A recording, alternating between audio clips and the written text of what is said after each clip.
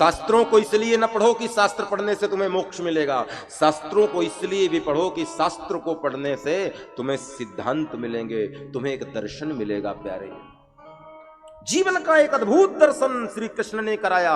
और इस कथा को सुनने के लिए आज का जिनका राजनीतिक जीवन है, जो राजपथ पर चल रहे हैं, राजनीति के पथ पर चल रहे हैं, राजनीतिक धारा पर जो अपने कदम रख चुके हैं, राजनीतिक सिद्धांत पर जो जी रहे हैं, उनके लिए सिद्धांत देती है ये कथा।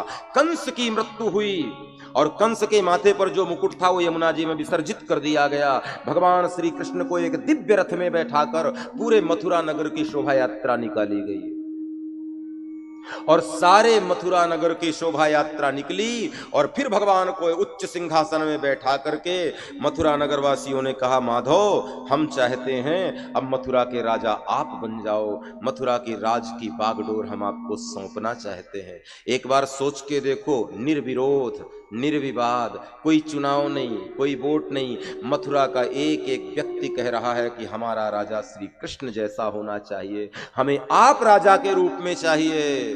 भगवान श्री कृष्ण को राज्य गादी दी गई, बिना मांगे चल करके आई राज्य सत्ता और भगवान श्री कृष्ण राज्य गादी में बैठे।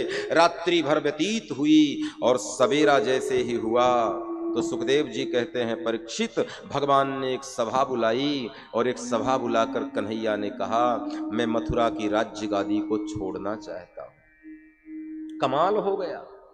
दुनिया जिस सत्ता के लिए परेशान होती है, दुनिया जिस सत्ता के लिए न जाने क्या क्या करती है, कितने षड्यंत्र करती है, आज का राजनीतिक जीवन कितना विकृत हो गया है। लोग राज सत्ता पाने के लिए, पद पाने के लिए, प्रतिष्ठा पाने के लिए किसी भी हद तक चले जाते हैं, लेकिन राज्य गादी चाहिए उन्हें। लेकिन श्री कृष्ण का जैवन्य तो देखिए, श्री कृष्ण की जीवन यात्रा तो देखिए। मथुरा जैसी धन संपदा से युक्त सत्ता चल करके आई है और पूरा मथुरा नगर कह रहा है, श्री कृष्ण हमारे राजा हो, ये मथुरा की राज्य गादी के मालिक बनो, रात्रि भर मेरे गोविंद राजा बने। क्यों? इतनी प्रेम से राज्य गादी दी गई है तो स्वीकार कर लिया, किसी को धक्का ना लगे, किसी को ठेस ना पहुंचे। लेकिन सवेरा हुआ, आपको पता है क्या हुआ? भगवान ने एक सभा बुलाई और सभा बुलाकर श्री कृष्ण ने कहा, देखो मैं आपसे विनम्र निवेदन करता हूं, आपने मुझे कल राज्य गादी दी, मैंने स्वीकारी कर लिया, आप सबको धक्का न लगे, दुख न पहुंचे, इसलिए मैंने आपकी दी हुई गादी को स्वीकारी कर लिया। लेकिन मैं प्रार्थना ये करूं, मैं अभी राजा बनने के लायक नहीं हूं। कौन बोल रहा है?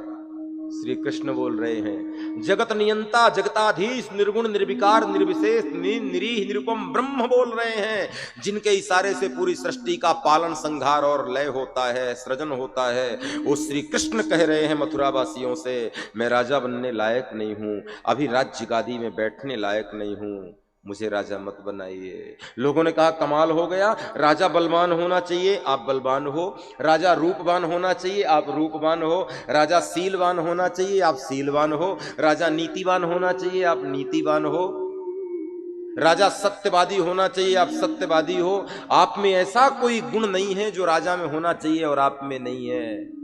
सारे के सारे गुण जो एक सम्राट में होने चाहिए, वो सब के सब आप में गुण विद्यमान है। फिर आप कैसे कह सकते हैं कि आप राजा बनने लायक नहीं हो? और श्री कृष्ण मथुरा की राज्य सत्ता में बैठकर कहने लगे, मैं नीतिवान हूं, मैं गुणवान हूं, मैं बलवान हूं, मैं प्रतिष्ठावान हूं, मैं चरित्रवान हूं, लेकिन एक चीज की कमी है मेरे अंदर, जिससे मैं राज्य गादी स्वीकार्य नहीं कर सकता। बोले किस चीज की कमी है? बोले कमी इस चीज की है, बोले कमी ये है कि मैं पढ़ा लिखा नहीं हूं। कौन कह रहा है?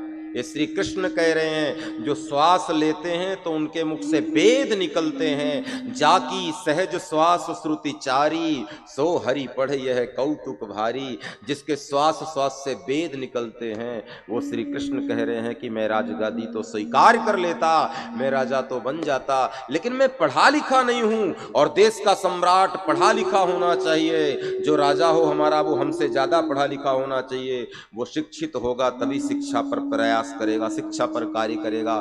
मैं पढ़ा लिखा नहीं हूं, पहले कहीं जाऊंगा, पढ़ लिख के आऊंगा, एजुकेटेड हो जाऊंगा, बाद में मुझे राजा बनाना। अनपढ़ को गादी में मत बैठा देना है, नहीं अनपढ़ को ही सरपंच बना दो, साइन करना या ना है तो अंगूठा तो लगा ही देंगे। और नहीं पति के बदले श्रीमती जी साइन कर देंगी। ऐसे लोग हमारे ऊपर राज्य करेंगे, ये अच्छी बात नहीं है भैया। हमारा राजा जो हमारा प्रतिनिधि हो वो पढ़ा लिखा होना चाहिए, एजुकेटेड होना चाहिए, समझदार होना चाहिए, शीलवान, चरित्रवान, नीतिवान होना चाहिए, वो बुद्धिमान, ज्ञानवान, धर्मवान, धैर्यवान, प्रजावान होना चाहिए, वो समतावान होना चाहिए, वो आदर्शवादी होना चाहिए, वो राष्ट्रभक्त होना चाहिए, वो देवगुरु ब्राह्मण का सम्मान होने वाला चाहिए, वो नास्तिक ना हो, वो पतित ना हो, वो भ्रष्ट ना हो, वो दुराग्रही ना हो, उसके ऊपर कोई अपराध नहीं होने चाहिए।